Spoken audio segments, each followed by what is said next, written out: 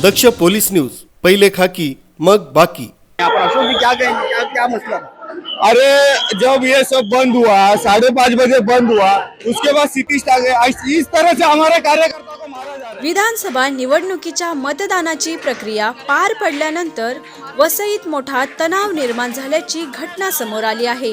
मतदानानंतर भाजप कार्यकर्ते आणि पोलीस यांच्यात झालेल्या वादाचे रूपांतर राड्यात झाले। त्यामुळे पोलिसांनी जमावाला पांगवण्यासाठी लाठीमार केला। सायंकाळी 5:30च्या सुमारास मतदानाची वेळ संपल्यानंतर काही कारणावरून वादाची ठिणगी पडली। भाजप कार्यकर्त्यांनी आरोप केला की पोलिसांनी विनाकारण मारहाण केली। या घटनेमुळे परिसरात खळबळ उडाली असून कार्यकर्त्यांनी पोलिसांच्या कारवाईचा निषेध केला आहे। घटनास्थळी मोठ्या प्रमाणात पोलीस बंदोबस्त तैनात करण्यात आला असून परिस्थिती नियंत्रणात आणण्यासाठी पोलिसांना बळाचा वापर करावा लागला।